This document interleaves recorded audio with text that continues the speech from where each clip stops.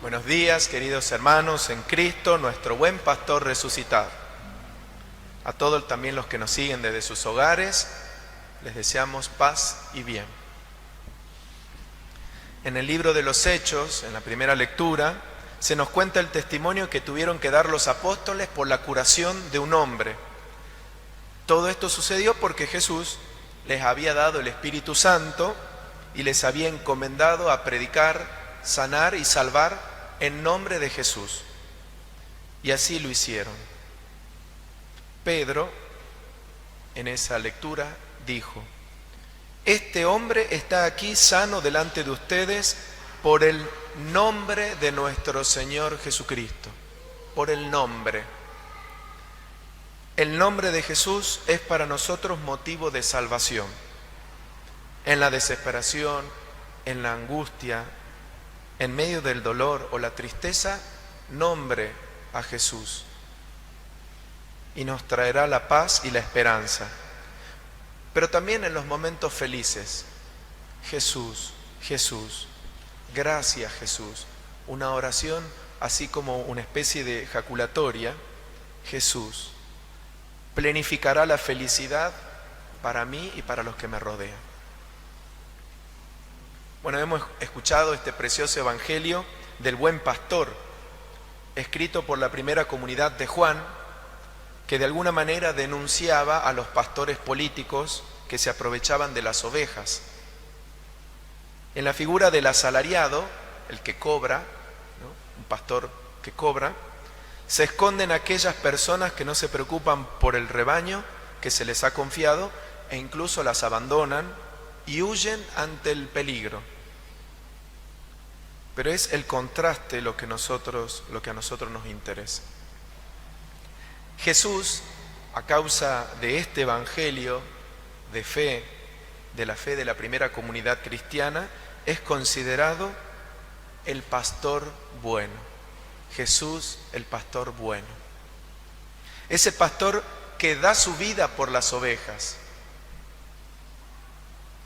Sin duda está de fondo la resurrección, porque como bien sabemos, en el tríodo pascual hemos podido participar de la resurrección de Jesucristo. El pastor bueno da su vida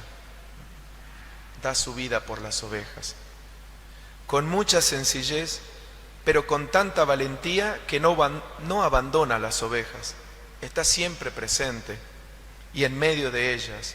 No es cobarde ni huye ante la amenaza del lobo o de cualquier peligro. Se preocupa por sus ovejitas, por las enfermas y las que tienen más dificultades para caminar. Este pastor es Jesús, que dio su vida para regalarnos a nosotros la salvación. Nunca nos abandona. Son palabras que les gusta decir mucho al Papa Francisco. Jesús nunca nos abandona. Dios nunca nos abandona.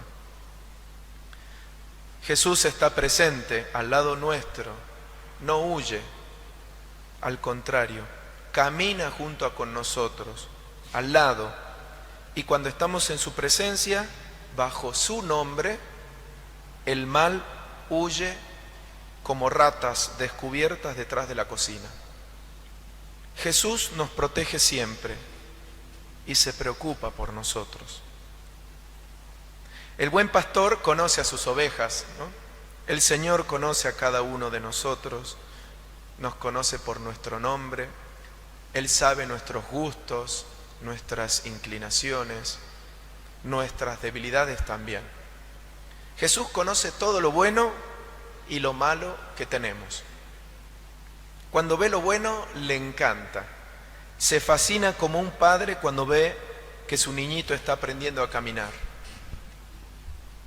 Pero cuando ve lo malo de nosotros, no se escandaliza, no se espanta, al contrario, a aquella oveja que es más miserable, Él la mira con más misericordia y no le quita el ojo de encima. Sabe de su debilidad, pero también de que puede salir adelante con su ayuda. Ahora bien, la palabra dice que Él nos conoce y que las ovejas conocen al pastor. La pregunta que nos podemos hacer es si nosotros conocemos al buen pastor. ¿Le dedicamos tiempo y energías para conocer más a Jesús? La primera forma es la oración con la palabra de Dios. Tal vez no he decidido aún tomarme el tiempo de meditar para conocer verdaderamente a mi Salvador. ¿Con cuántas cosas nos llenamos en el día y no nos dedicamos un momento para meditar la palabra del Señor, para conocerlo al pastor? Aprovechemos este tiempo de la Pascua para reencontrarnos con la palabra de Dios en la meditación y en la oración con la palabra. Bueno, el Evangelio dice también que el pastor conduce a las ovejas. Conducirlas es acompañarlas, ponerse delante, otras veces detrás, muchas veces en el medio. ¿Me dejo conducir por los pastores que me da la iglesia? El obispo, los sacerdotes. Y en mi casa, esta pregunta es para los niños, los adolescentes, los jóvenes en sus casas. ¿Me dejo conducir por lo que hacen de pastores o pastoras en mi casa, que ellos son mis padres, mis abuelos? La docilidad y la obediencia son los signos de que nos dejamos conducir. Rompe el individualismo y el hacer lo que yo quiero. Si no seguimos al Señor Jesús a través de nuestros pastores, terminamos siendo conducidos por el hambre de placer, por la sed de tener y las ansias de dominar. En el fondo son todas las ideologías que nos rondan y a las que nos colgamos. Bueno, termino con esto. Un pastor no nace de un repollo, viene de una familia generosa que acompaña a su hijo o a su hija y lo apoya cuando manifiesta un compromiso vocacional más serio con el Señor. Si nosotros ponemos palos en la rueda al discernimiento vocacional de nuestros jóvenes, no nos quejemos de la falta de sacerdotes.